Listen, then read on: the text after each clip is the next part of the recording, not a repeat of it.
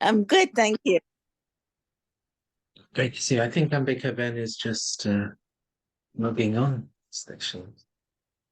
Yeah, she's been very, very busy these couple of weeks. It's about a few weeks gone by. Yeah, well, welcome back, Ambika Ben. Great to see you. You have to unmute yourself, sister. See, you've been away so long. You forgot that you got to unmute yourself before speaking. I know she's Okay. had. Yeah, but you have a new way of coming on because when I joined, it tell me to look at my video before I was in the waiting room. Is it different? Well, it's possible. I was updating a couple of settings, and I sometimes find it a little bit confusing, all the things that you can and can't do. So possibly I've ticked a box that wasn't Yes, there before. because it ended up with I was trying to fix my hair, it's still in fix as it should.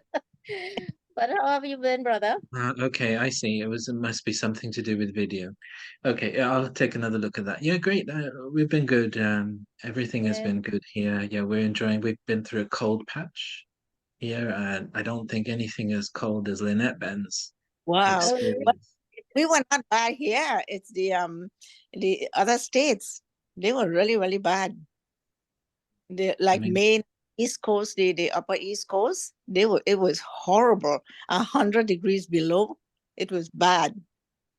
yeah, unimaginable. I mean, I heard about a Mount Washington thing. To be honest, I hadn't heard about these things Yeah, before, but it was quite remarkable, isn't it? America is just really this country of extremes, isn't it? Like in everything, whether yeah. it's societal or environmental. Yes, it is. There's a very small part of America that doesn't have extreme weather, isn't it? It's like a tiny little bit somewhere in the northwest of the country that otherwise you've got Tornado Alley and you've got like hurricanes coming through the Gulf of Mexico. We've got droughts and fires in California. I mean, it's just one of those. It really, the environment reflects the society as well, doesn't it? It's a place of great extreme. Yeah, that's why the weather is a big topic. It's always a big topic here. Yeah. So, but great to know that you're safe and Ambika Ben, great that you're here. Good morning, Sujata Ben. I don't know if you can join through the mic, but it's great that you're here as well. So, well, I mean, today we're going to talk a little bit about churning. That's the topic. I've had a request to talk through how I churn the morally. So that was the request. So I thought we'd take up this topic of churning. I mean, there's no one way to do this. So really, it'll be interesting to hear all of your experiences with churning, how you might do it. Thing about churning, it really isn't a singular method. It's got to be something which each Brahmin makes their own, I think. But I'll certainly share how I do it, and then maybe that has some inspiration for others. But before we get into that topic, if any of you would like to share anything or ask anything, we could begin then. Um, I think the topic of churning is really, really a good one because recently for myself, I think if I was not churning Baba's knowledge, um, yes, the Murli, but Baba knowledge is in the Murli. I have had within the very recent past to use Baba's knowledge to face some challenges that I would have had, you know, challenges that um, would have been expected because of the project I'm in, but there were some that I really did not expect. And I've always had the thought, um, you know, Baba's always said you churn the knowledge. The discuss of self-realization is really what um, cuts Maya away because everything is Maya. And because of Baba's knowledge, I know that obstacles will come. If I didn't know that, would have been disheartened. Obstacles will come, and it's for my own benefit. With my growth, it's my karmas. And one thought always stays with me is that Baba said in the Murli, you stay on the rails of the drama. You try not to get involved in what is happening. And you use really is all of our knowledge, the Trilokinath, the understand past, present, future, everything. And knowing the firm faith in who I am and what is my part and what does Baba want from me, you know? And for me, from what I've recognized for myself, that what Baba wants for me is to be part of the future, to be within this drama, to bring the future, because he needs us. So that if I become destabilized and I bring down my stage, and what use am I, you know, to myself and also to Baba. So that Baba's, I recognize within recent time how fortunate a Brahmin is in having Baba and having this knowledge.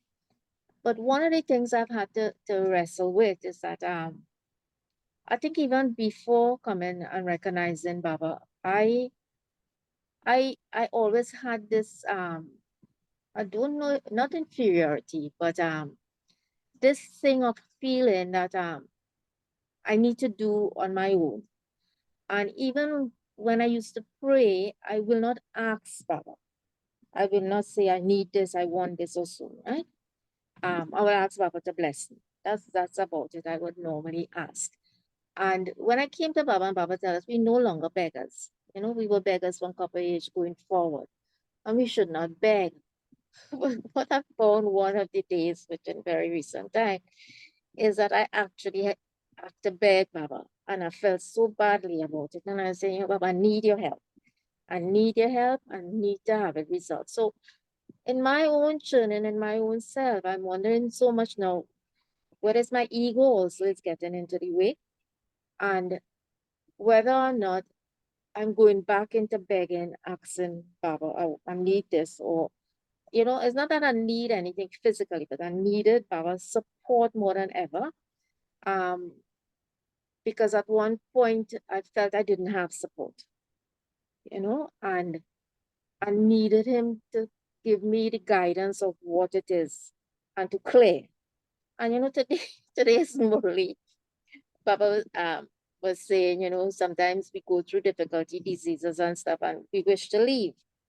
And we should not. And I've always had this concept. When I was much younger, I feel I should die by 50 because I felt that 50 was so old. When you're a child, you feel it is so old. In a couple of days, I will be 60. And, and when these obstacles come, you get a little bit disheartened and you say, Baba, well, let this drama finish. And I think I've said it in the past couple of weeks, and need the drama to finish. But it is really, when I'm thinking of it, is also a selfishness within my part. Because really I have to really be understanding and bring it back in my consciousness. What is my role? What is my role? So those were my thoughts going through in the last couple of weeks. And I felt I wanted to share that. Yeah. Thank you for sharing honestly, and also you've brought in a few themes there. So the first one is linked with today's Morley as well, about spinning the cycle and usage of knowledge. And I think I'll come back to that one. So one aspect of churning knowledge is utilizing it for observation. So this is what you're saying, that you will use knowledge so that you become a detached observer of the drama. So this is one of the parts of churning. So one part of churning knowledge is how does it change our outlook and vision. But let me begin with that second part first, about being a beggar, because I understand what you mean. And one thing we should all keep in mind, I think, is that as souls, we have masculine and feminine sanskars. And sometimes even the body we're in is not actually reflective of the dominant nature that we have. We could be in a male body and actually feminine sanskars, that's really powerful in our nature, could be in a female body, but actually the masculine sanskars, they're dominant. So you see, like you're saying, you've had this powerful side to you of independence, which is your masculine side. And I have no doubt that's been a big part of your career and playing the roles that you have, and probably within your family as well. So you see, that side of you is going to be more developed. The side that can do on your own, has done on your own. You convince yourself you can achieve things on your own. You don't really have a doubt about it. And what Baba tells us is that certainly if we've got these sanskars of over-dependency, like when you hear that section from Mama's class today as well, the first section, she had an audience in front of her that would have thought that God is in charge of everything. And it's so deep in some cultures that really we as human beings are not in control of anything. It's God's will.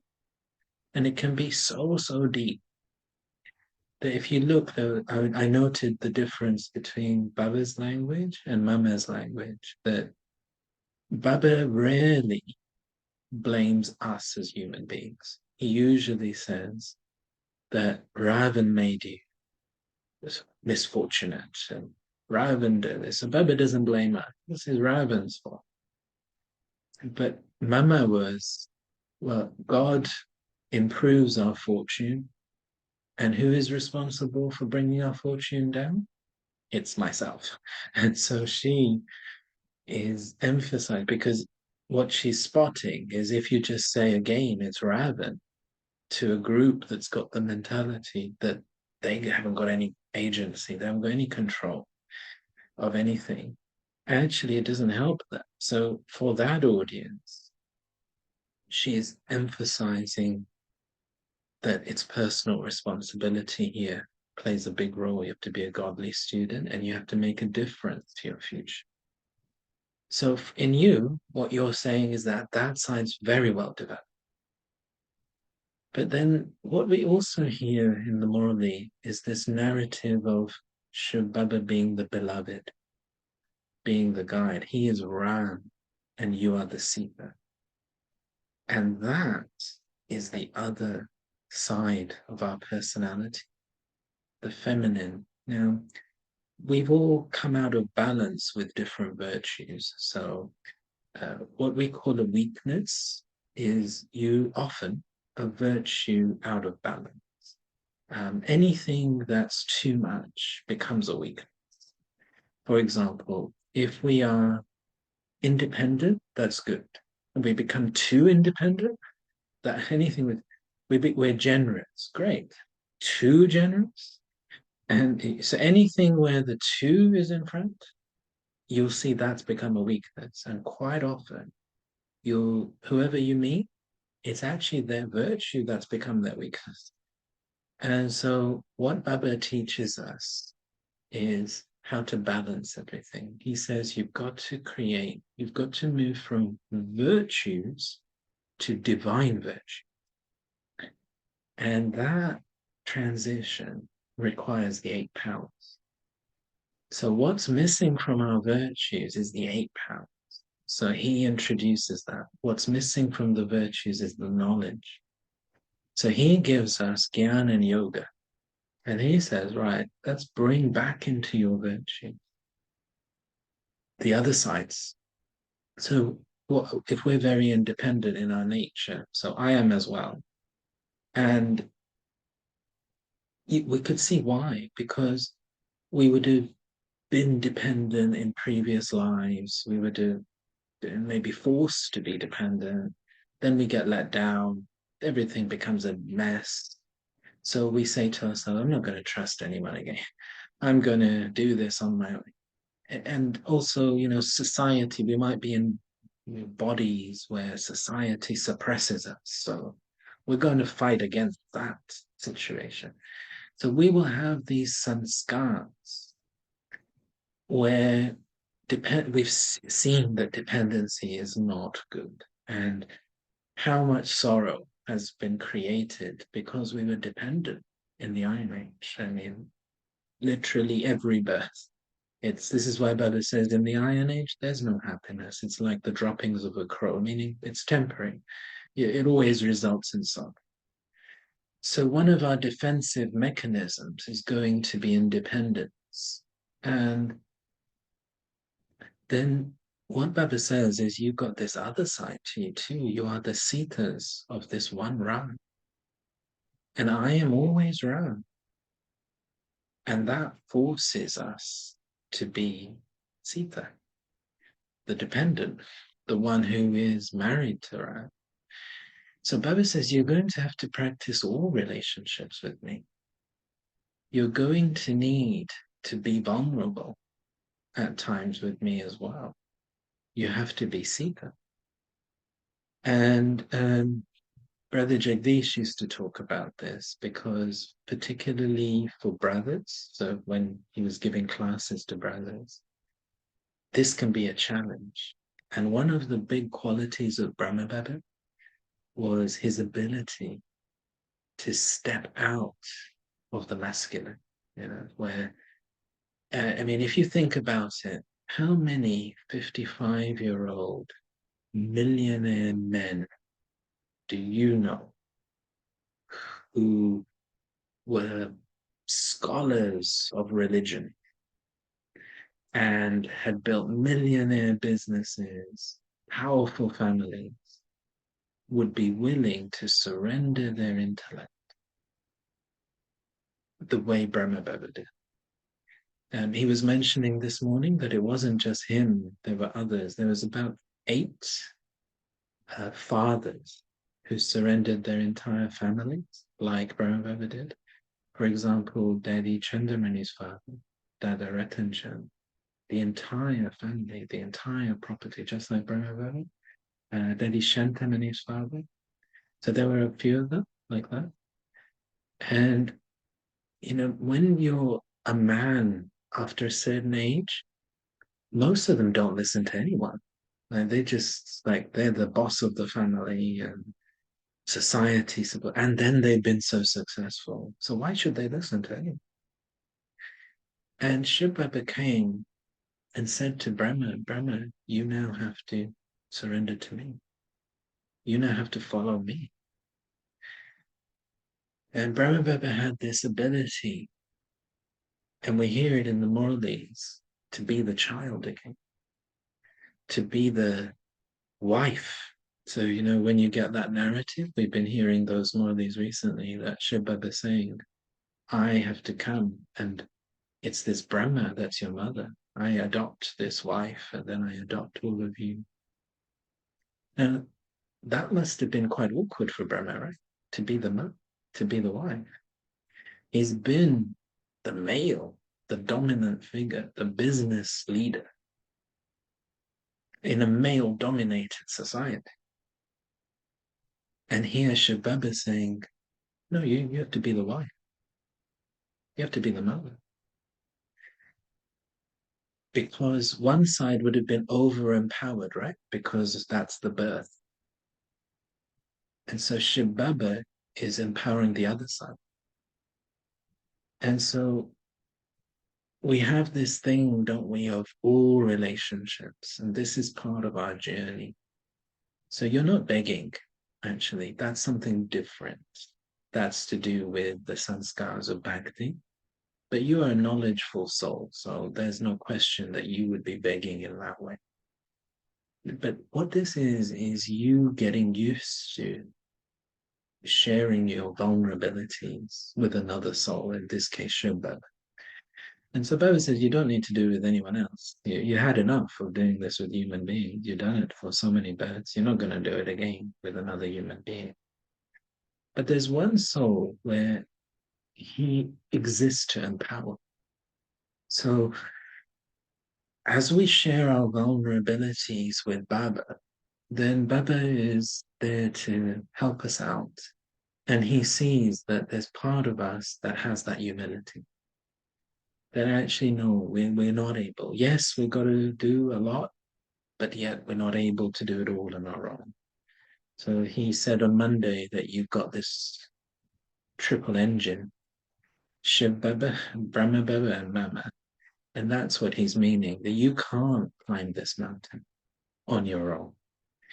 And so partly he's waiting for us to realize we can't do it on our own. That I think it was about 2018, Lady Yankee had visited the UK. And it was the last time I had met her and visited the Global Retreat Center. I remember it vividly. And she was generally just talking to everyone, but we had brought a guest, like an IP type of guest. And so because that guest was very happy to meet Daddy, and it meant that Mandaben had set up. Shailen and Ranjabena brought this person. So what happened was that Daddy then asked us all to stand up. And so both Ranjabena and I stood up, and Daddy was just looking, and she said something which since then I really have taken a lot from. At the time, I didn't quite get what she was getting at. So she said that for Ranjan, it's Mera God, who is mine, and for Shailen, it's Meko, who am I? So what she was pointing out was that for both of them, they've got their foundation. For Ranjan, it's who is mine. And for Ranjan Ben, the journey has been finding self-respect, having none, and being in a completely dependent state. So her journey and her foundation is, Baba, I really need you. Me, I am more like you. I am the independent type. So for me, my foundation, she was pointing out, so she had seen into both of us. Lady Yankee had this knack of just being able to look. I experienced it with Daddy Gulzar and Daddy Prakash many too. And I was listening to Karuna by, I think it was just a couple of months ago on one of the video meetings. And he was saying that when you met Mama, it was like that too. It was like this ability to just see what was in the heart of the child. And so I look at that and I think, yeah, Daddy really got that right, that my journey is actually trusting Baba, Meragon, who is mine. So for me, the journey, I trust myself the most still. There's part of me that will trust myself more than even I will trust Baba. So I'm going to have many vulnerabilities where I have to rely on Baba, because that's my process. That there's a limit to what I can achieve on my own. And it's had that. So we had that narrative yesterday in the morning about limits. What is the limit of this world? What is the limit of science? And then what?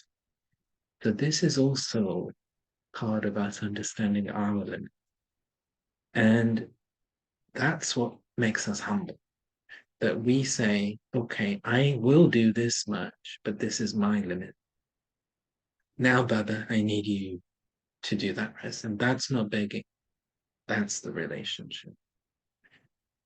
And then, of course, Baba's going to say, well, you're going to need to be empowered yourself. So you got to do things yourself as well and make that effort. So I've seen in this last few years, I've become, and I am becoming better at relying on Baba for a lot of things and letting Baba do things and letting go of a lot of things. Ranjan Ben, I'm seeing how her confidence in herself and self-belief is beginning to grow as well. So both of us have come together at this point in the drama because we had the opposite foundation. But ultimately, we all have to have balance in everything, because otherwise you can't be successful. So that would be my feedback there. Do you want to come back on? I feel much better with you sharing that too. It's because I needed to understand, although I felt it in the last 2 days or so, when I actually asked Baba, one or two things started to work out a little bit better. And it's just this thought of, I always felt that God was always so busy with everybody. He had the whole world to take care of. And another person asking is always so much. But maybe because I'm limiting Baba and his ability.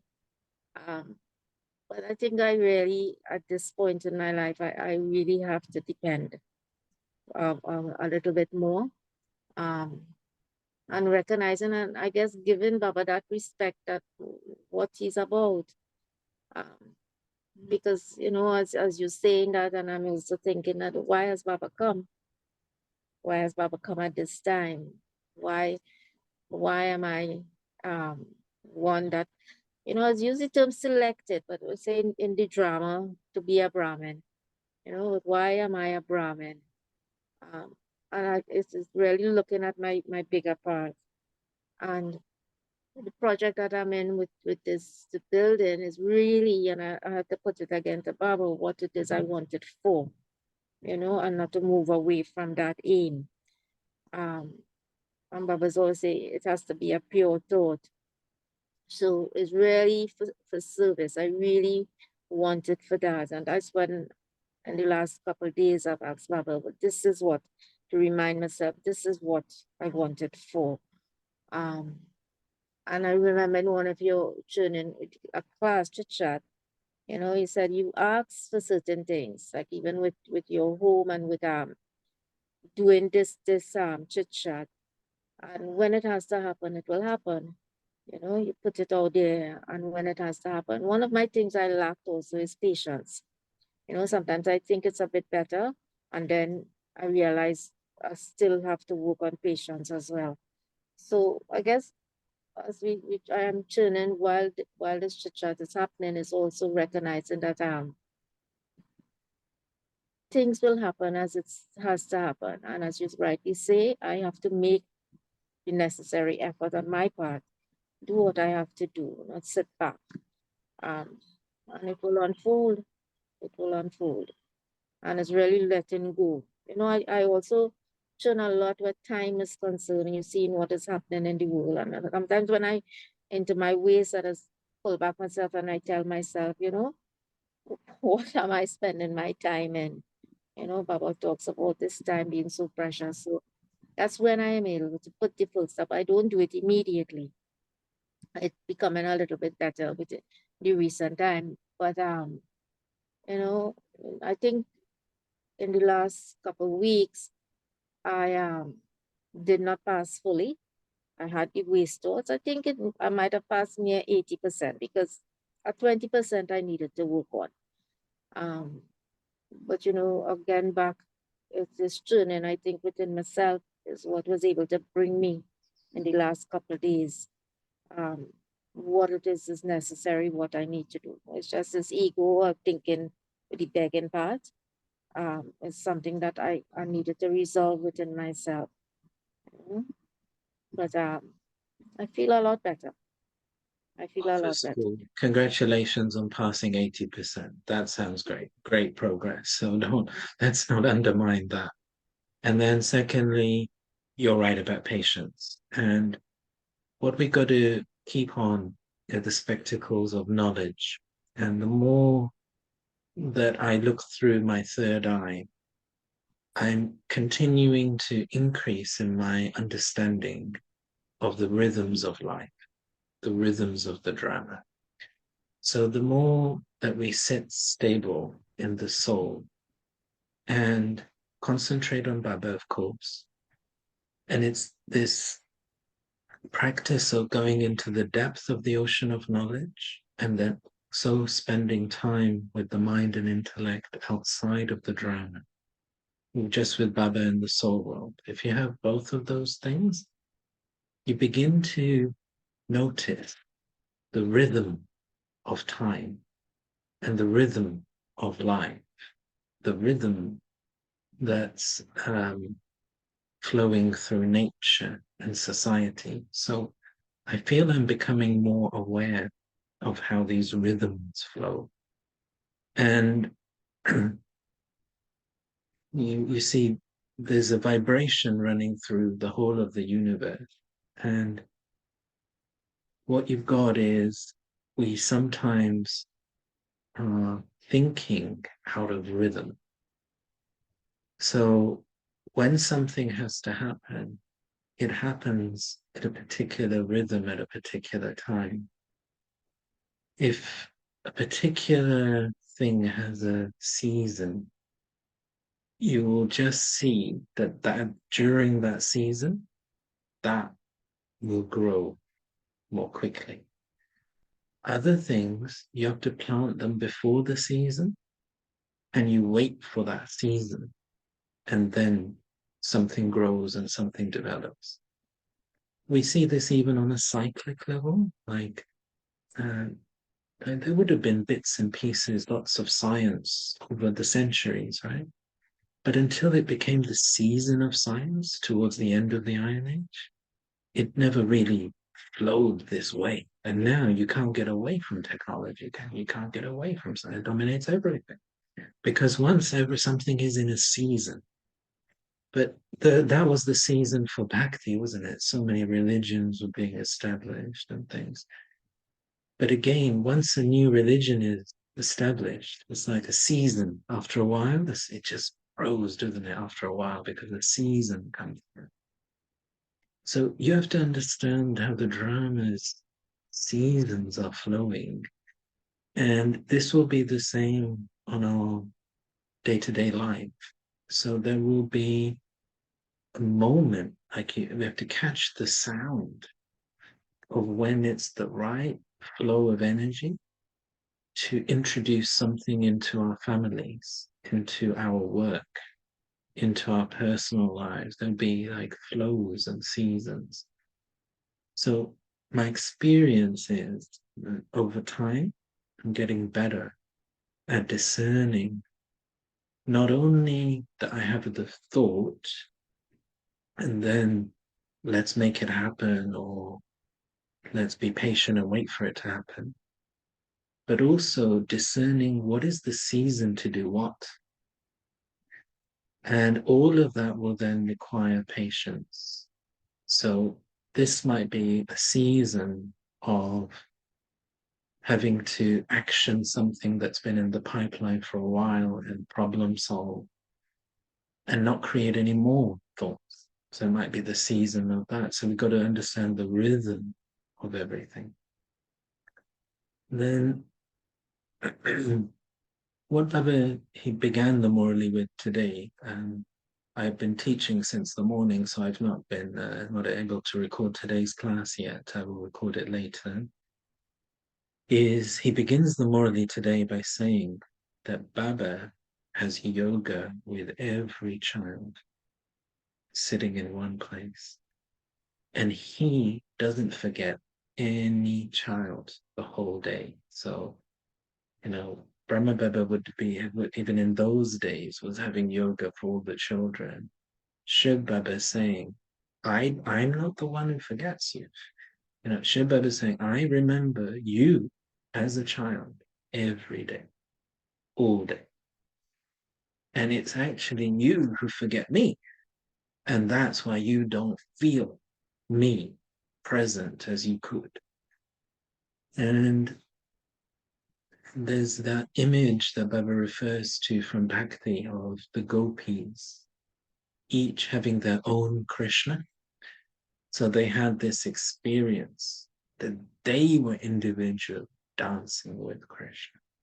So there's these Bhakti pictures of each gopi having their own Krishna. So Krishna is like Omni. This is why they would then say, oh, Krishna is omnipresent. But Baba is saying, okay, I'm not omnipresent, but at confluence age, I can sit in the soul world, and Shiv Baba's divine eye is so powerful that we don't need to worry that he's busy. He can be with you and me and someone and it all at the same time. And it's really no problem for him.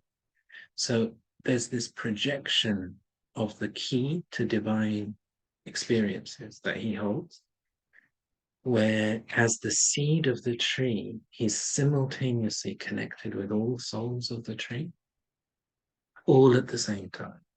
So he has this marvelous intellect that can give everyone a personalized experience, all at the same time. And so there's the father of the unlimited, Baba, and then there's my Baba. And so sometimes we don't need to confuse the two. We can say, actually, okay, Baba is the father of the unlimited, and he's got a lot to do, but he's also my Baba, and he's only got me to think about.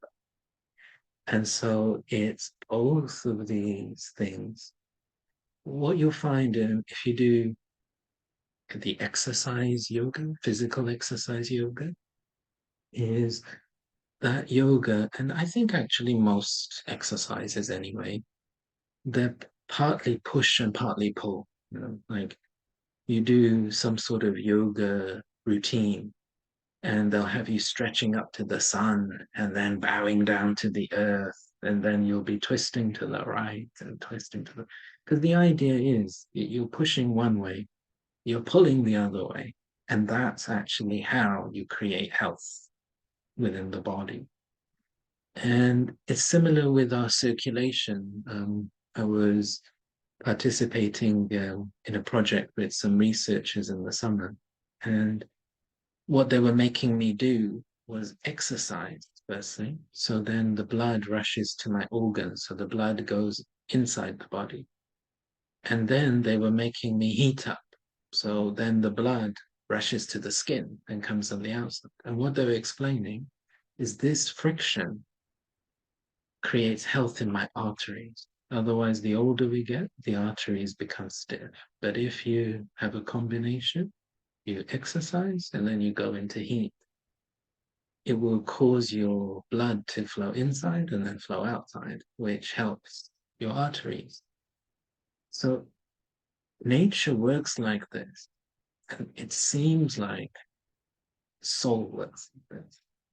So the anatomy of the soul also requires this. So some people, they say, isn't Baba contradicting himself? He's saying, don't ask for anything. And then he's saying, come to me for everything. You know, so there can be so many points in the morally which seem like Baba's contradicting himself, but it's not a contradiction. It's a counter stretch. And so it's being independent because he wants us to be godly students. He wants us to become empowered masters. But it's also the combined form because he wants us to enjoy the experience of having the true support and healing and mending our heart because of that true support. So it's both. It's always everything. It's always loving and detached. It's always everything because they're all counter stretches.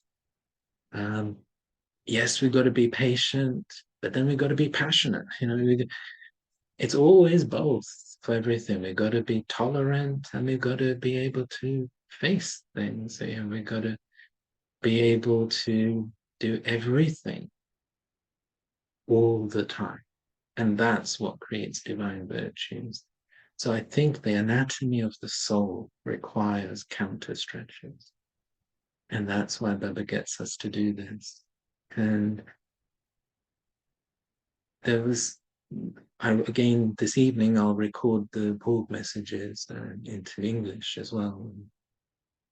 This Thursday's message from Shanti really spoke to me very personally. I had a very special experience as I heard it on Thursday, because I say this to Renjin Ben a lot, and she's with us, that my experience in this last number of years has been so much cooperation from Baba.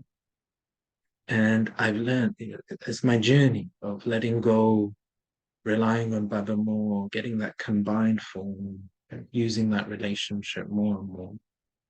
And I am just feeling such cooperation with everything, so powerfully. And Baba's saying in that message that there are some Brahmins in so many different countries, so many different places, that from the outside, they don't look important. They're just like simple, ordinary people. But if you ask them, they're having such an experience of the Father's help. And he's saying at this time, it's like Shiv Baba's ramped up his help. He's like increasing this experience of help from a distance. And that's very much my experience at the moment, that I'm feeling, and I felt it in the month of January, very powerful, but even more so. So I'm beginning to make a switch from the effort maker to a stage that Baba speaks about, which is moving forward on the basis of blessing. And there's one or two moralities where Baba says, experience moving forward without having to make any effort, just on the basis of blessings. So I'm actually moving out of my mode, having to make effort, and just feeling like this wave of blessings is changing me and making everything happen. And that's a very sweet experience. Would anyone else like to come in?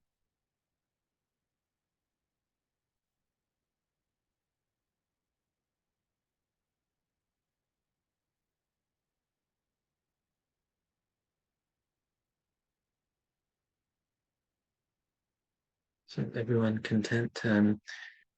Now, I'll make a few comments then, because the one brother asked me to talk about how I churn, and then we're going to hear Morley Ranjan Ben's chosen. I don't know which one it is, so I look forward to hearing it as well. So I do this type of thing on the Logic level as well. You see, I'm a teacher in my job as well. So I think a lot about learning. How best do students learn? How do I learn? So this is kind of what I've learned through my work, and also it's very much because we're godly students here as well. So it applies. And my first advice to everyone is not to think about the technique of churning. This is actually a distraction, a mistake. So I tell my students in the Logic world as well the same thing. Because the first thing we all have to focus on is mastering the concepts of knowledge. Don't try and churn before you fully understood. The foundation is, first of all, it's almost like consumption, I suppose, of knowledge. But we've got to really understand and make sure our understanding is very secure. The foundation concepts. And that might take a number of years because we have quite a lot of moralities. So you kind of need to go through, I think, a few cycles of hearing the moralities. And you want to hear them each morally a few times to really get a grasp of this. And so I would say that that is step number one. Really wanting to understand. So it's that level of churning where we're not necessarily using our intellect to say some beautiful words or, to find some uniqueness there. But actually, have I really understood the core concept and the core principle? Where is Baba coming from? That is vital. Otherwise, even if I then churn, I might mischurn, I might misunderstand. And then I could be going for many years on the basis of a misunderstanding. That does happen as well for quite a lot of Brahmins, actually. So we've got to, first of all, focus on that. And of course, our understanding does deepen as we carry on hearing the Morals. Then, second step is to add to the Morals different experiences from other Brahmins. So that's where their classes come in. That's where stories of Baba and Mama and the Vadis, they come in. Experiences generally of Baba or Brahmin life, all of those things, I think they are the second part of, I would call it an assemblage of knowledge.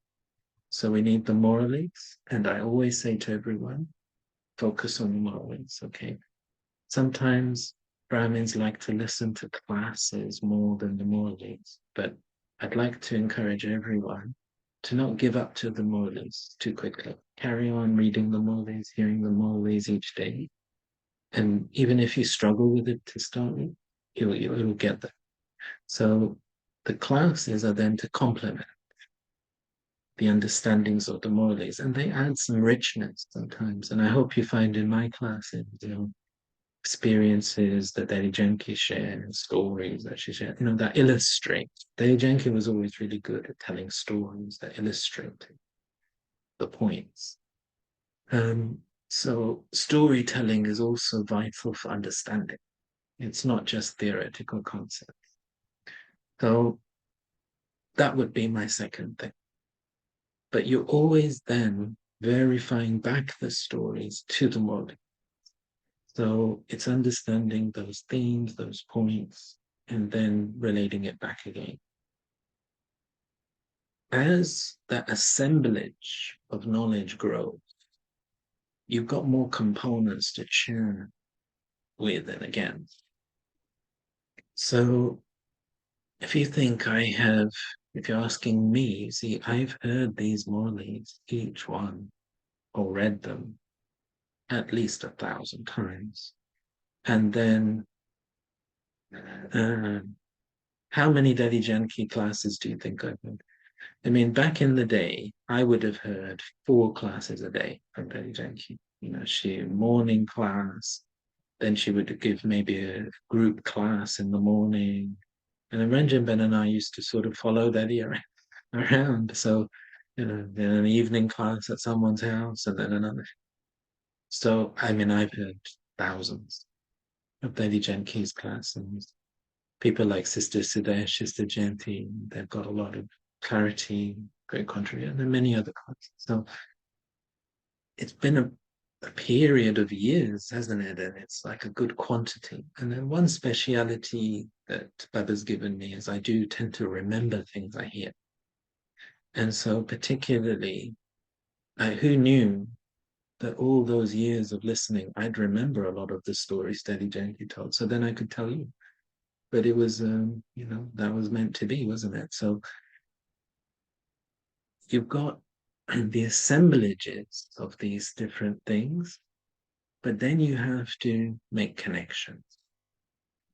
So I hope what you find is, as I'm hearing the Morali, I am thinking, oh yeah, what comes back to my, oh yeah, when Daddy Yankee read this Morali, she said this, and she told this story. So then I try and communicate that. So as I'm hearing, so Ranjan Ben, we sit for Amrit Veda until 5 o'clock. And then Ranjan Ben reads the Morali to me, well, us. Before COVID, we used to have like a class, and then it's sort of, after COVID, it's everything gone online. So it's been just me and Ranjan Ben these last few years. And as I'm hearing the Morali, I'm analyzing for themes, first of all. So you tend to find that Baba covers between 1 and 5 themes in a Morali. So I'm looking for those themes because I'm not going to give you 30-minute class in the morning or 60-minute class in the morning. The challenge is, can I communicate main themes in 10 to 15 minutes? So that's the challenge. And there's no point in overloading everyone. too many things, because that also is not good teaching. So I will listen to the morally and think, okay, there's probably one main theme. So we've had this theme of knowledge running through 5 of the 6 moralies we've heard this week. So that I will then emphasize. Today's one, you'll hear it later when I record, it was very clear to me from the start of the morally that today Baba is connecting knowledge with identity. So we've had different aspects of the power of knowledge this week, but today it's about identity, being Swadershan Chakradhari, the spinner of the discus, being Trikaldarshi, seeing the 3 aspects of time.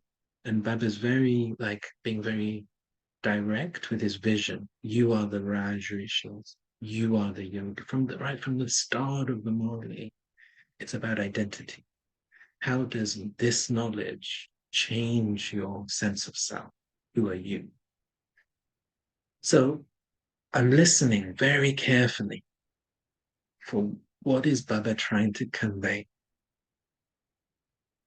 And then I've shared with you all before that for at least the last 25 to 30 years, I've been practicing yoga during the listening to the morning, of visualizing Shiv Baba and Brahma Baba coming down into the picture. So whatever is the Brahma Baba picture in front of me, depending where I am, I'll visualize Shiv Baba and Brahma Baba coming into the forehead. And then it's time for the morally, time for me to switch to being a godly student. And the ocean of knowledge, Allah is standing in front of me to speak.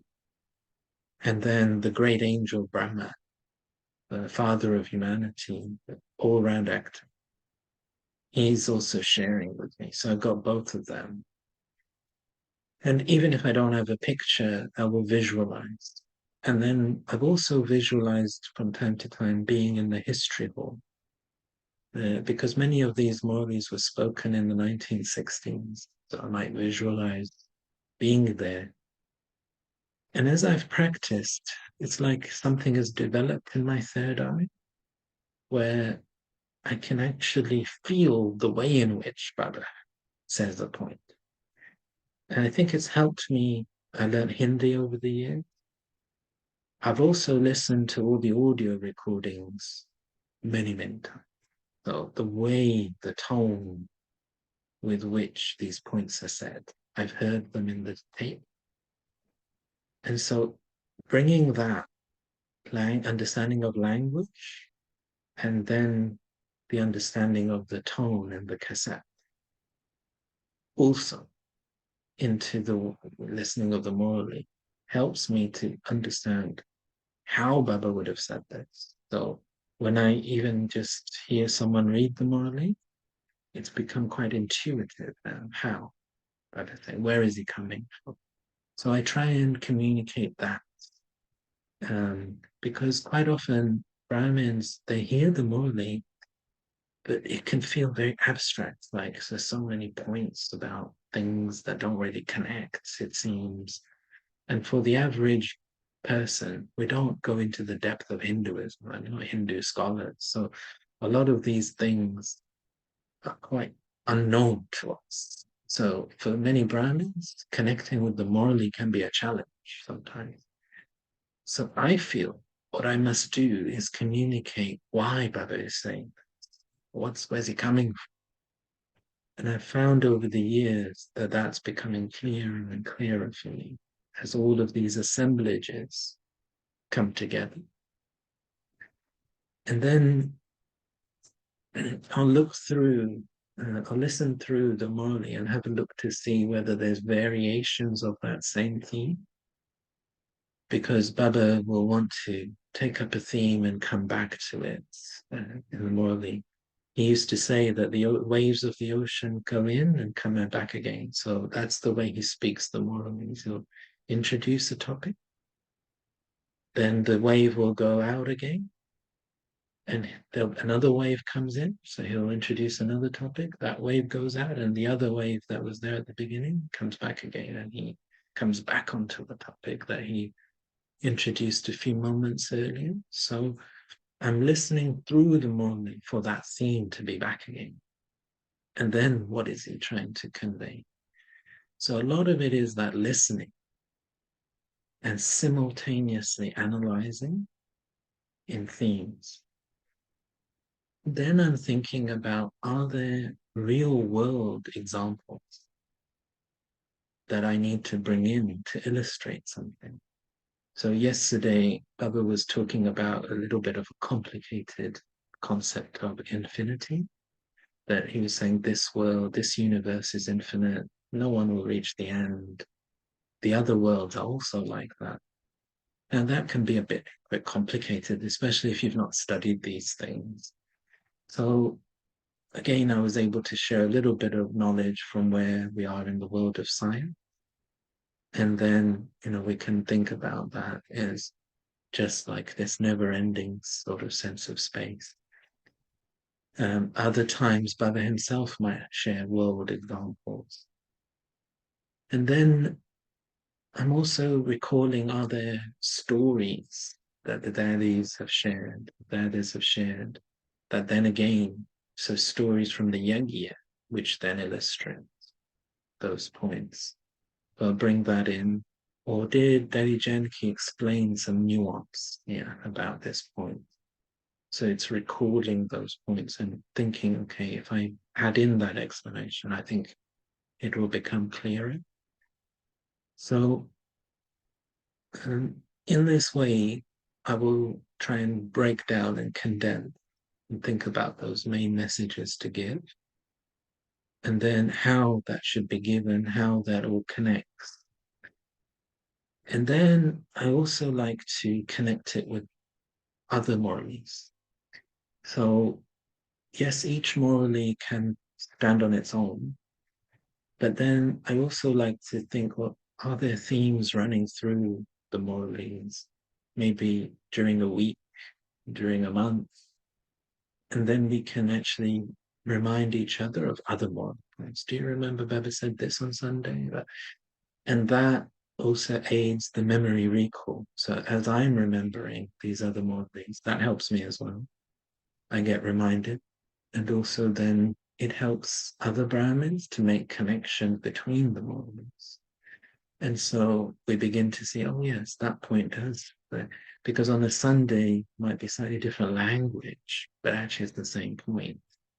And so seeing that these things are connected and the body of knowledge connects.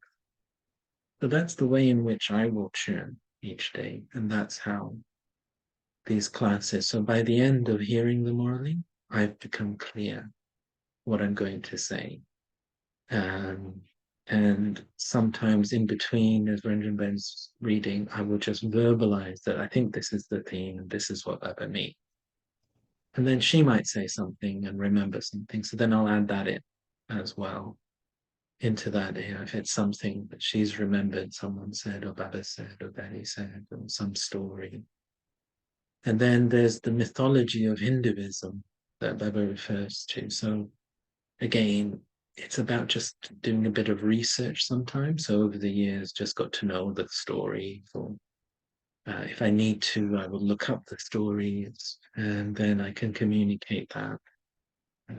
But again, it's understanding why Baba referred to that and what was the principle, not getting lost in the story, So bringing it back to the concept. So that's the way that I do it.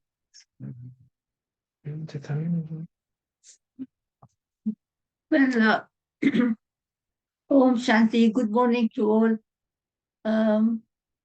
This Murli today we are going to read is, I had chosen few Murlis about dharana and this churning, and because past 2 months Baba in Sakar Murli as well as Baba's meeting Murli, Baba has been mentioning this, and like that some children don't pay much attention and then complain, Baba, I can't remember. And this last meeting, I think it was 2006, November, Baba said, that Baba started by saying that Baba gives all the treasures. Baba is the ocean of treasures, and they are open treasures. Take as much as everyone has the right, and Baba gives equal. But why is there a number? And we children create our own number. And some don't pay attention. Their intellect wanders around, and so it's good that this was the right time. 2 months ago, I had chosen this movie and to read, and there were few, but we haven't been able to meet in between. And so this is accurate today in the drama that brother asked, and then also Baba mentioned the things that children pay attention and give the treasures to others. Remember the constant treasure, donation of treasures, according to time should be. So this also we all and while listening, always have Baba. I always have Baba. That Baba is in front of me, and Baba is giving me extra tuition, and I'm the special child, and just be alone with Baba, with all the relationships with Baba. Although we are grouped there, tell mind and intellect, concentrate and to stay with Baba, not to wander around. And you yourself, I said to myself, you yourself, Baba gives you so many titles. Baba said, you are the master, you are the self-sovereign, so be seated on and then talk to intellect and mind and intellect. Otherwise, they won't listen, they will wander around if you're not seated properly. And all your senses are not listening according to Baba's law. So this is what I prepare myself. And I always tell Baba, choose the right Murli, and we will all come, and everybody's intellect, like you prepare the ground when you are going to sow something so that it it grows healthy. And so before Saturday, every Thursday or something, I always tell Baba, this Saturday, we are going to meet and you are coming to give us extra tuitions, and we all are, our intellect should be really clean and clear, and we listen to you and imbibe. So I'll start now. So just, sit with your mind and intellect focused on Baba. Like Baba said, give it to Baba 2 days ago in Avyakta Signals. And so this is the Avyakta Bhaktada. And the date of the Murli is 10th January 1988. 10/01/1988. Baba says, today the ocean of jewels, Father has come to meet his invaluable jewels. He is observing how far each elevated soul has accumulated the jewels of knowledge and has inculcated them in their life. Each jewel of knowledge is worth more than multi-millions. It is invaluable. So just think over how many jewels of knowledge you have received from the beginning to now. The ocean of jewels, Father, has filled unlimited jewels in the apron of the intellect of each child. Bap Dada has given an equal amount of jewels of knowledge to each of his children at the same time. But those jewels keep increasing the more they are used for the self and others. So here in Baba's knowledge, more we give, more Baba fills us. So used for the self and others. So Bap Dada is observing that although he has given these jewels equally to everyone. Some have increased these jewels, and some have not increased them. Some are fully accomplished in them, that is, they are completely full with them. Some use them only at the time of need, and others use them always and increase them multi-million fold. There are some who are not able to use these jewels as much as they should, and so they do not understand the value of the jewels as much as they should understand it. Of course, they have imbibed in their intellect whatever they have received, but the happiness, joy, power, peace, and the experience of the attainment of an obstacle-free stage which they could experience by using these jewels, they are not able to experience. So another advantage of using these jewels, Baba has drawn our attention and asked, I think it's worth underlining, is that I'll read that line again. Of course, they have imbibed in their intellect whatever they have received, but the happiness, joy, power, peace, and the experience of the attainment of an obstacle-free stage, which they could experience by using these jewels, they are not able to experience.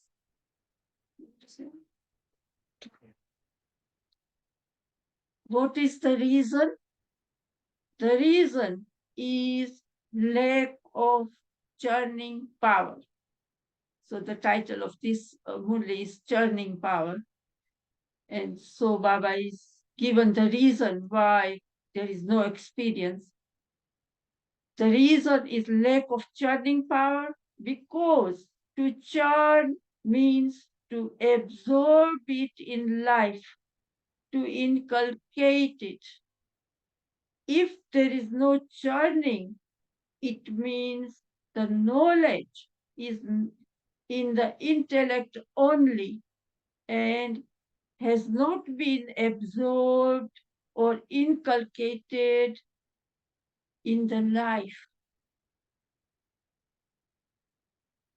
Those who churn use that knowledge at every task they do in life, whether they use it for themselves or others, but they use it.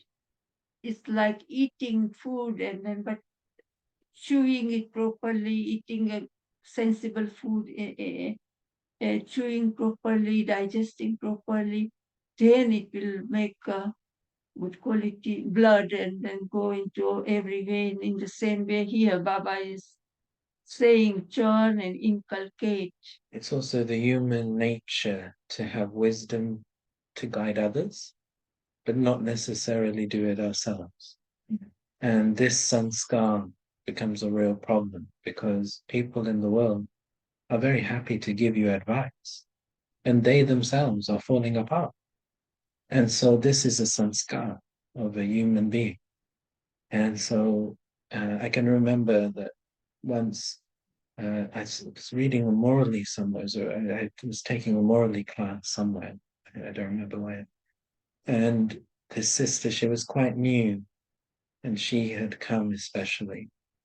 And at the end of the morally, I was asking her, what are you taking for yourself and to everyone? And she just said, oh, I just wish my husband was here because this morally would have been very useful for him. He's a very angry person.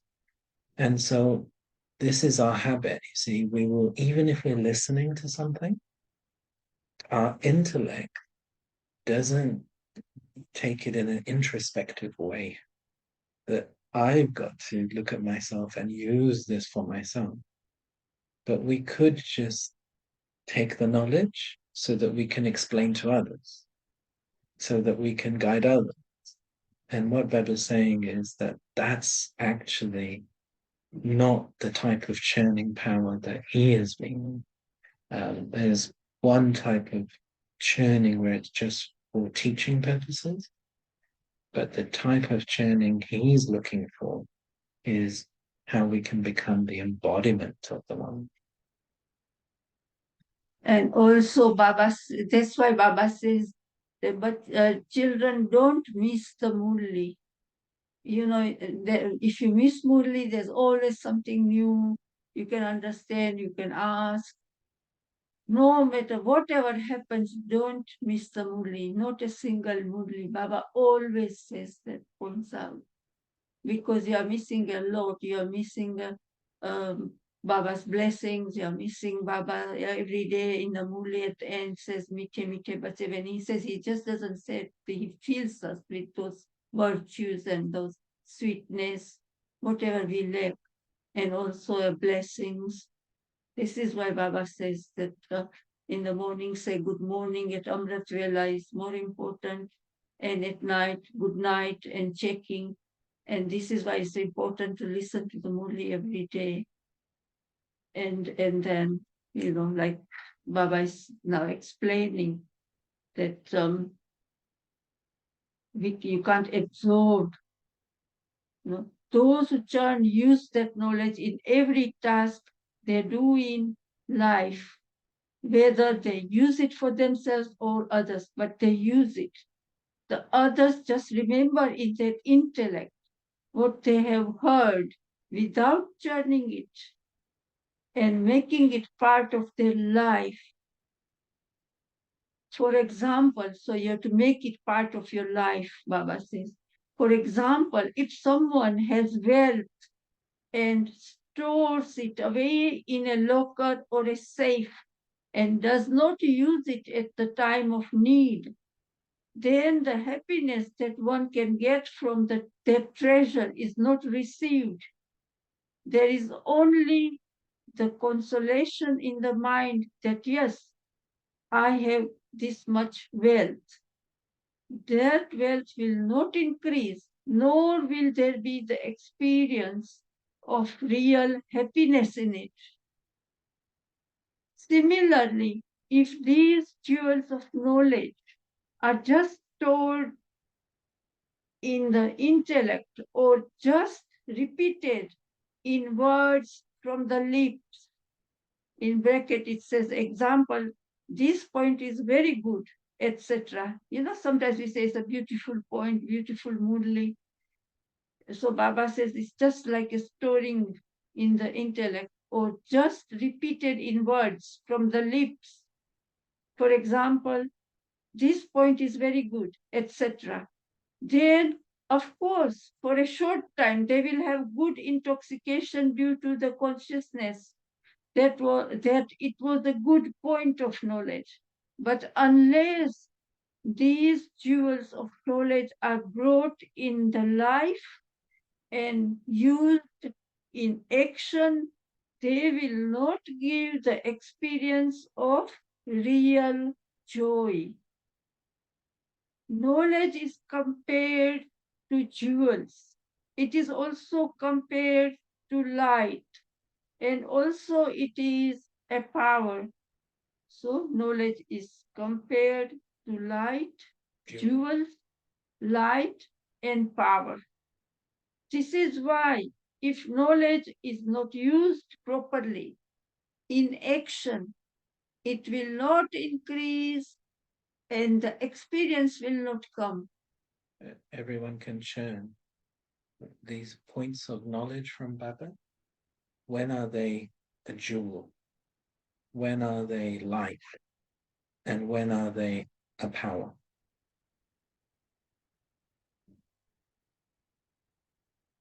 You can just think about it and we'll discuss it another week. Or you can share at the end. So Baba said it will not increase. And also Baba often says experience, like even in life, life is not experience is the most important. People, we go to our elders because they are so experienced, although they probably don't have that much education, but from their experience, they are more wise. Then we trust them as well. In the same way, to experience more, Baba says, so experience is a great asset.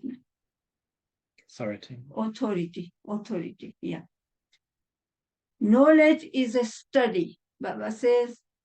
It is an elevated weapon for fighting a battle also. Okay, so another one, a weapon. What is it? This is the value of knowledge. And to understand the value of knowledge means to use knowledge in action. The more the knowledge is used in action, the more there is the experience of power within the self. For example, if you don't use a weapon when it should be used, that weapon becomes useless, which means its value does not remain the same. So knowledge is also a weapon. If the weapon for attacking Maya and conquering it is not used, then the value of the weapons, then the value of the weapons of knowledge is reduced, because the proper benefit of knowledge is not taken. To take proper benefit means to maintain its value. So Baba used the word weapons, means at the right time, use the right knowledge. Ne? Use the knowledge in, different sort of weapons we require. So, the jewels of knowledge are with everyone because all of you have a right over them. But you are number-wise in being full of them. The main reason for that is lack of the power of churning. The power of churning is the basis for making the Father's treasures your treasures. Just as you have been told before that food is one thing, but to digest that food and change it into blood is another thing. When the food takes the form of blood, it becomes your own. Similarly, when you churn knowledge, the Father's treasures become your treasures and you claim a right over them. You experience them to be your own treasures. Bap Dada has been telling many times that if you churn something, you make it your own and you get the intoxication from that churning. So if you want to make the Father's treasures your treasures, you will have to use the power of churning and then bring the jewels of knowledge into action. Then you will get the experience and this will intoxicate you. Why is intoxication not constant? You do get intoxicated while hearing the knowledge, but why is this intoxication not constant? The reason is you do not make knowledge yours with the help of the power of churning. So Baba's help as well as Baba said, you do not make knowledge yours with the help of the power of churning. Churning power means to go into the depth of the ocean of knowledge, which means to be introverted and go into the depth of each jewel. It doesn't mean that you just repeat the knowledge, but to understand the significance of each point of knowledge and then find out what intoxication each point has. It means you also come to know how and when that point can be used in action for the self and how and when it can be used in action for other souls. All these four things should be churned on after hearing the points of knowledge. You want to repeat the four? Shall I repeat it? Yeah. So Baba said, churning power means to go into the depth of the ocean of knowledge, which means to be introverted and go into the depth of each jewel. It doesn't mean that you just repeat the knowledge, but to understand the significance of each point of knowledge and then find out what intoxication each point has. It means you also come to know how and when that point can be used in action for the self and how and when it can be used in action for other souls.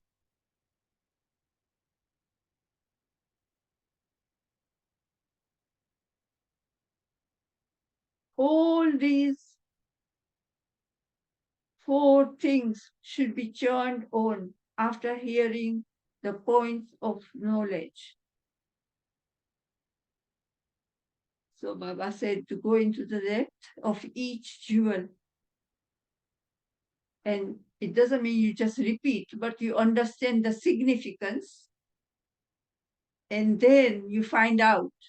So, we have to be as like a spiritual scientist and research, go introverted research and find out what intoxication each point has. It means you also come to know how and when that point can be used in action for the self and how and when it can be used in action for other souls. All these four things should be churned on after hearing the point of knowledge. Along with that, while going into the depth of the significance of the point of knowledge and start enjoying and getting intoxicated from it, then when you have to face different obstacles of Maya or different circumstances of nature, at that time use the points of knowledge and find out whether you used properly what you have churned on.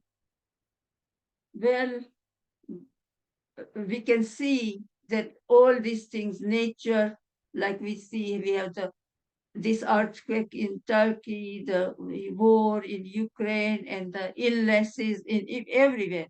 Even in Brahmin family, we hear every day, everything is we are experiencing. And so it's a good point Baba is pointing out that we can, check and then use the method that Baba is teaching us today now. Then when you have to face different obstacles of Maya or different circumstances of nature, at that time use the points of knowledge and find out whether you used properly what you have churned on. Make sure that the churning was right on the basis of that situation while fighting Maya or facing the circumstances of nature. and see whether you have conquered Maya with the help of that point of knowledge or not. Find out whether you conquered Maya in a practical way or not. While churning it is only theory, but when the test comes, you find out whether you churned accurately or not. Or is it that you thought you had become the conqueror of Maya, but when the time came to conquer it with ease, you had to labor, or you wasted a lot of time? If you wasted the time, it proves that the method you used for churning was not the right one. This is why you did not get success. So it is said, God helps those who help themselves. And so we say, Baba helps us if we have courage. Baba says, Baba comes and helps us. But today, Baba is saying that churning power in a right way is a great helper. So, and checking our stage as well. And so, if we get a success and conquer Maya in a right way, then we will get intoxicated. Otherwise, we'll have to labor. You should also know how to use something and have the practice of using it. Just as different scientists carry powerful bombs onto the battlefield and think that they will definitely win because they have such bombs. If they don't know the method of using the bombs properly, then even if the bomb is powerful, it will not hit the right target. It will hit the wrong place and go to waste. So what was the reason? The reason was that the method of using the weapon was not right. Similarly, each jewel of knowledge is very, very valuable. Any adverse circumstances or obstacle cannot stand in front of the jewel of power of knowledge.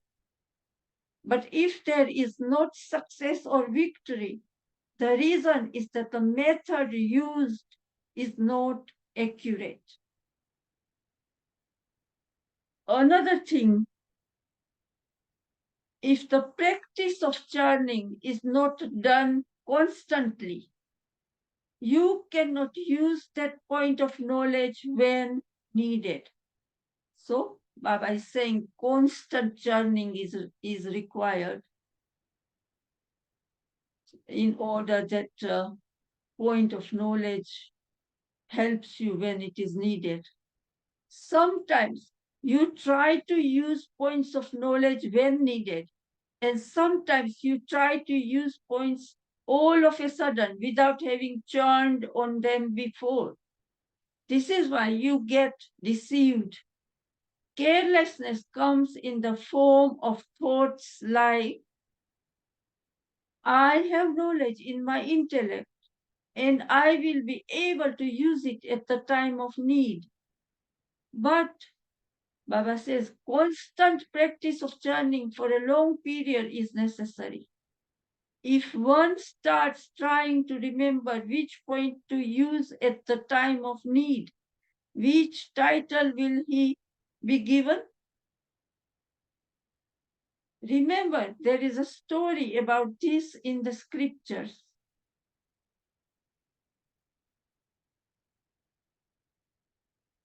Who remained careless and thought of using weapons only at the end? Who was that? Is it Abhimanyu? No, he was on the battlefield. Even I couldn't, but this is in the Ramayana. It is the youngest brother of Ravan. Baba often mentions him in that we are going to, double foreigners will awaken him. Do you remember that? Kumbhakarna is a character in the Ramayana. you know, The sleeping giant. the sleeping giant, Kumbhakarna. So, like Baba blew the conch, so conch in our ear, gave us the knowledge, awaken us, and now we have to awaken others also. So, those who haven't yet received the knowledge, or some had knowledge and they went back again into the old world. And so it's like a sleeping giant. And this is a story in Ramayana. It says he slept for 6 months and then he woke up for 6 months only to eat and drink and all. He was very powerful and he was a good devotee of Shiva. He had a lot of faith in God. But it is like, it is actually the memorial of a cycle. 6 months we enjoy our life and we go to sleep, and then, we wake up only in confluence age when Baba comes and wakes us up, conch shell and lotus flower, our ornaments, Swadharshana Chakra, this churning power, the cycle discuss of self-realization, and the mace for Maya to rule. And so we do the same to the Kumbhakarna. But this is the example in Ramayana that, Ravan was defeated, all his army, and they all were very worried and they were in great trouble. So everybody went and beat the drum, because he would sleep in such a sleep, he could only, even if they shook him, they did so much, they blew the trumpet in his ears, and yet he won't wake up. And in the end, Ravan had to go and wake him up, that he needs him. And when he came, he didn't have any weapons, and he was really, really very arrogant and all. So, this is why Baba gives this example now. It is. I think in the Iron Age, our intellect has gone to sleep, hasn't it? It's become very lazy, can't be bothered. The thing about Bhakti is, a lot of Bhakti, we don't need to think much. We're just doing things. So intellect goes to sleep. And maybe in the Copper Age, we were trying very hard in Bhakti, but it didn't work. So then when you become hopeless as well, you give up a bit and you become lazy. You don't believe you can do it. Or the other way around, we think we already know. So that also makes our intellect lazy. And so I think what Baba's saying is that you're going to have to check how your intellect is working. Is it just understanding the morally theoretically?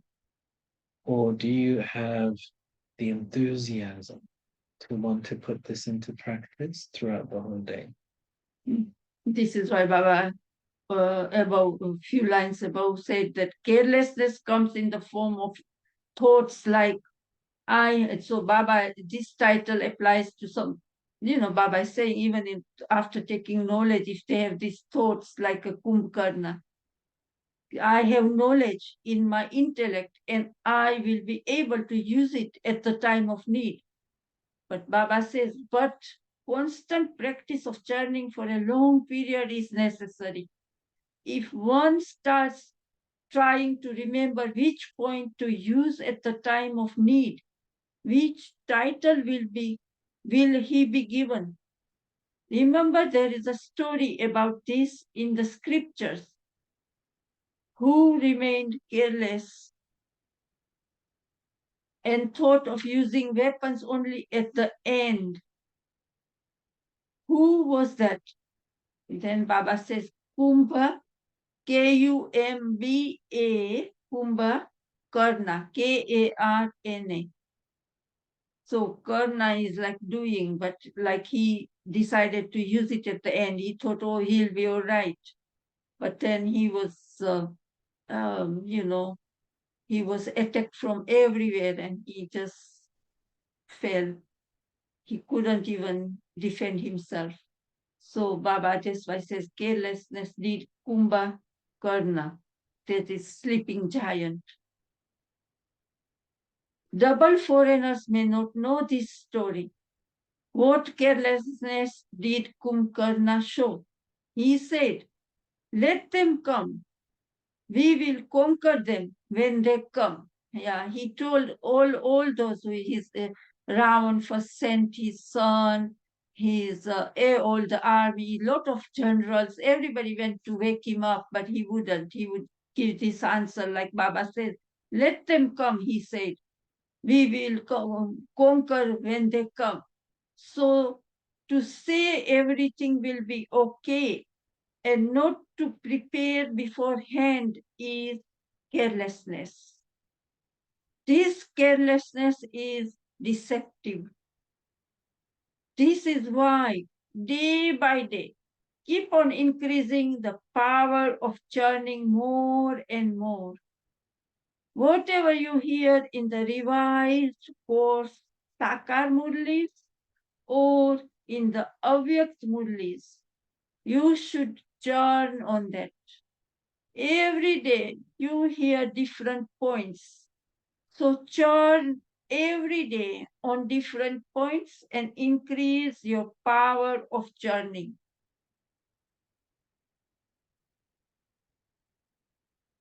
For practicing churning, take up 1 point every day. So Baba is showing us the method now.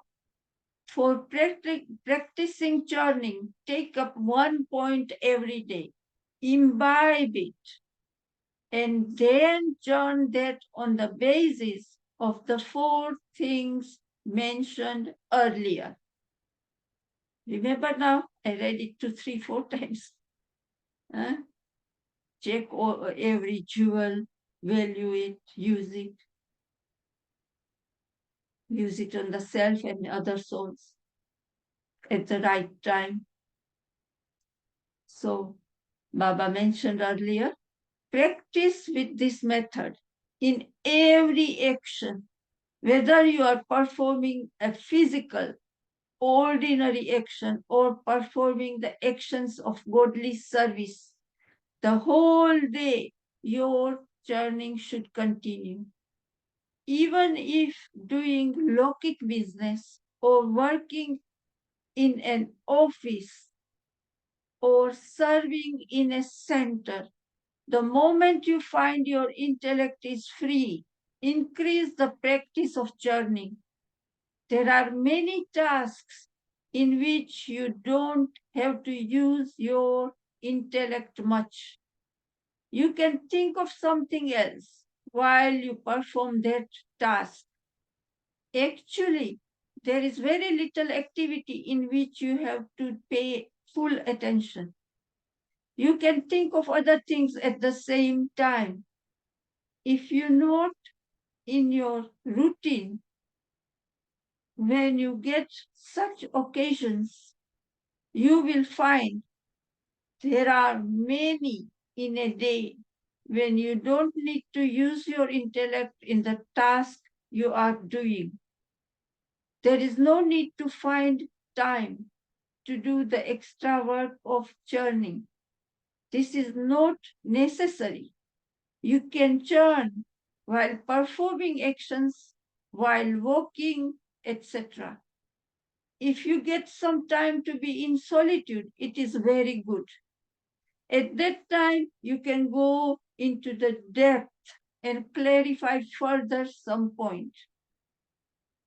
Go into the details of the point and you will really enjoy it.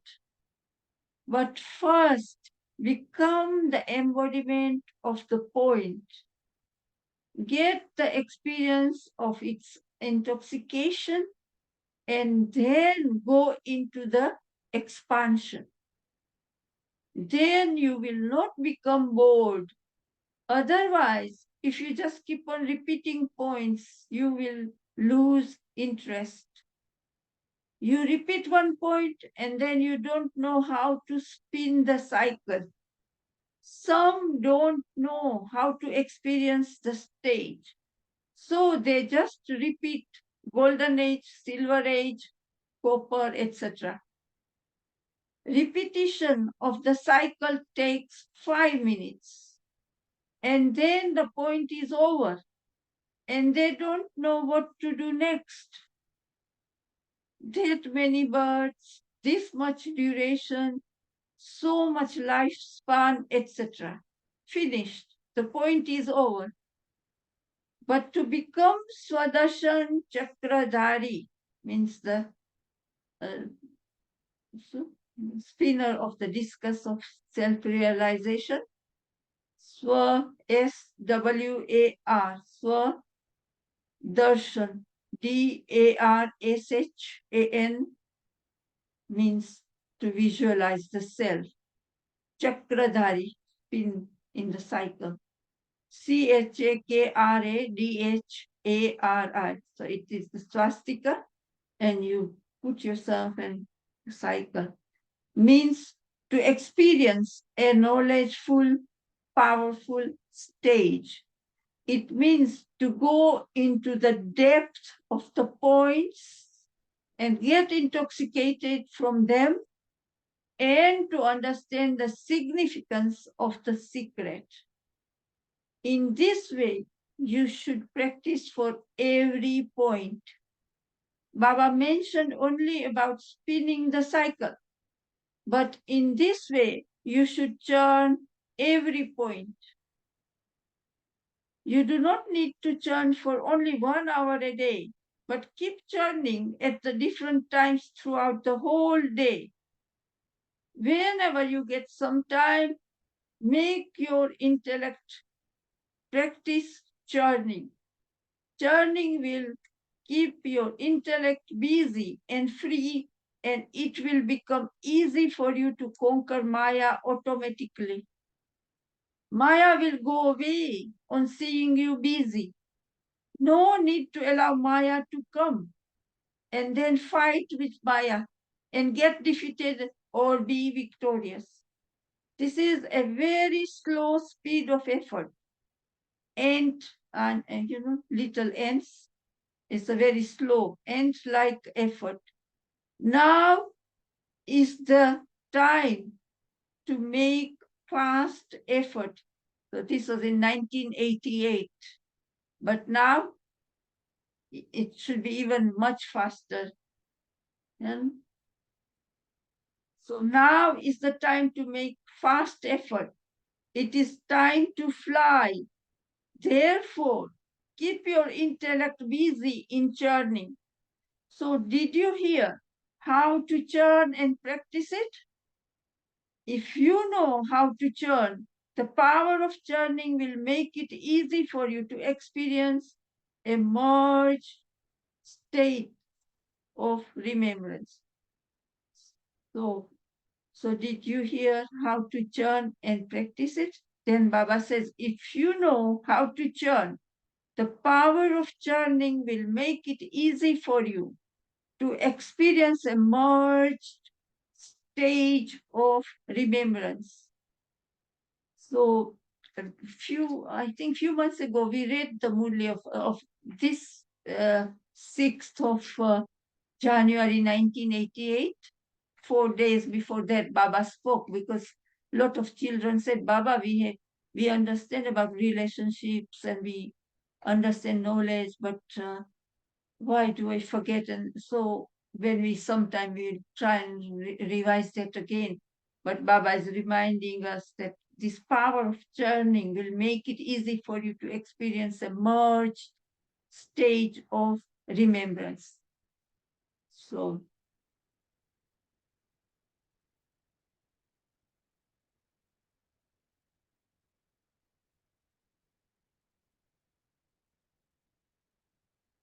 churning, Baba says, will also help you to conquer Maya and be free from waste thoughts. So the advantage is to conquer Maya and be free from waste thoughts. If there is no waste, then there are no obstacles. Then a powerful stage, a stage merged in Baba's love, becomes easy and natural. Many think that they are not able to experience the seed stage, or they will be able to experience that stage only after a lot of attention. Now Baba says, the reason is because of some leakages. The power of the intellect leaks out due to waste thoughts. Sometimes there are mundane thoughts, which means the intellect is kept occupied in what one is doing.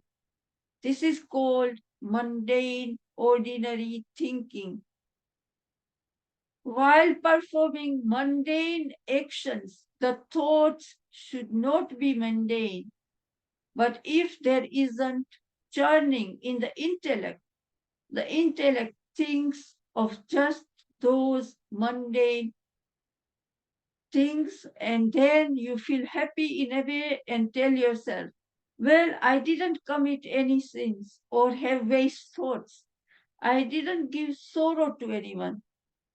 But for how much time did you have a powerful stage? Baba is asking. Baba said, well, okay, they were ordinary thoughts, but for how much time did you have a powerful stage, powerful remembrance? Did you check that? If there wasn't a powerful stage, then it will be said that you had just ordinary thoughts.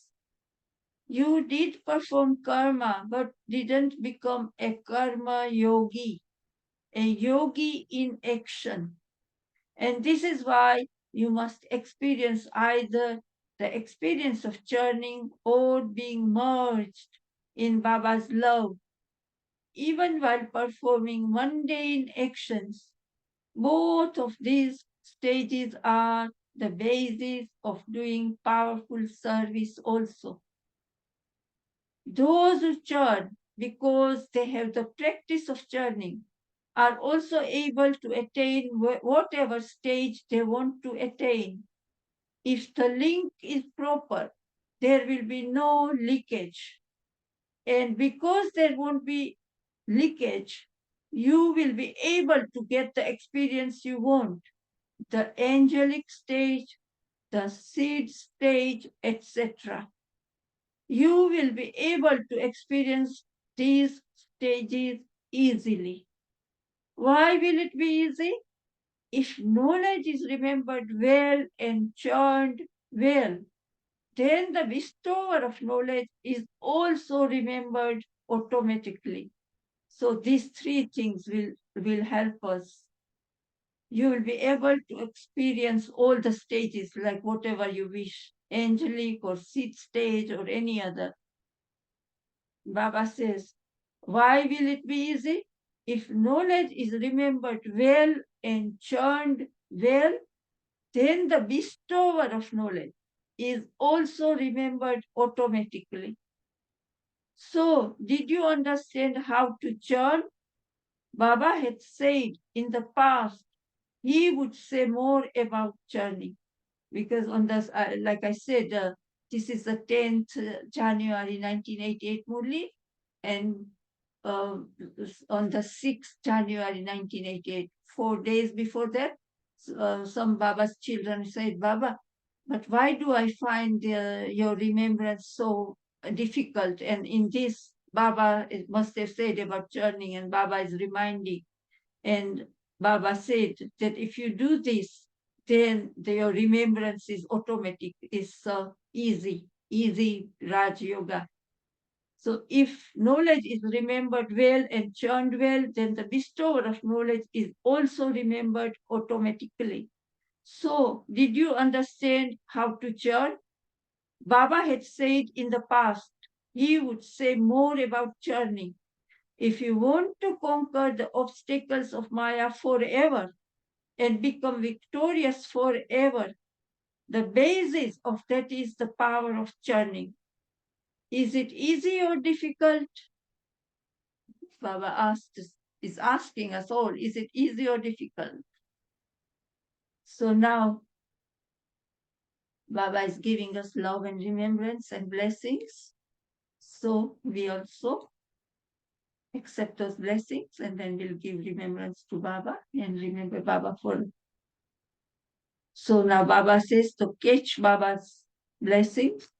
to all the knowledgeable children of the ocean of knowledge, to all the elevated souls who conquer Maya easily with the power of churning, to all those who increase the practice of churning, and with churning power experience themselves to be merged in the Father's love, to those who understand the value of the jewels of knowledge, to those who use the power of knowledge in action, to such special and invaluable jewels who always maintain such a high stage. Bap Dada's love, remembrance, and namaste. And we all say namaste to Bap Dada. Om Shanti. Shanti, would anyone like to come in with some reflections?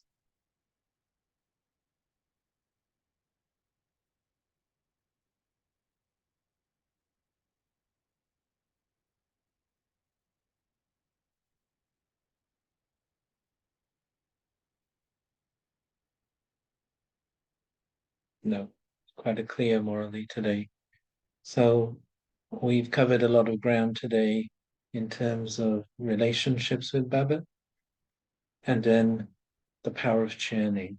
So last Sunday, Baba said to us that can you develop that determination to keep yourself in this awareness and these thoughts of knowledge throughout the day? And if you're successful in this, you'll be successful in everything else. So this is our challenge. Baba saying, I will do the rest, but you got to change the way you think. This is your job. You got to use the knowledge, and you're going to have to change the way you're thinking and fill that pattern of thinking with the patterns of knowledge. So Jathavan, do you want to come?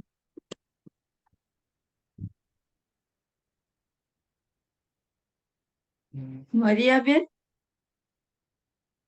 Shanti, I don't know if Maria Ben can come to the microphone, but Ranjan Ben and I have been remembering you and Marco. Right? We keep you in our thoughts. Many different Brahmins have got many different challenges. And from what I can see in my third eye, all of you are passing, no matter what the struggles are. I know some are having surgery for cancer, others are having other things. So we're keeping you all in our thoughts and having extra yoga, which we must all do for each other, of course. So that we're, even if you can't come now into the microphone, we are thinking of all of you. Yeah. And Baba, every day, and especially in Bhog messages, Baba has been preparing us and giving us so much help, and he's giving us news and telling us in advance what is to happen, like we're saying. And last week also in messages, Baba said, even more harder things will come, but you stay unshakable. Please be with Baba all the time. And now this Murli churning, we are very lucky to have God, Baba himself preparing us. So Jathavan, did you want to come in and say anything? Or just no? So I think Ambika just come to say farewell. Did you want to say something? Yeah, one of the things with the churning and the class, I had to take a call, so I didn't get to hear the ending. But Okay. for me, what is important and works for me as well, is really listening to seniors classes.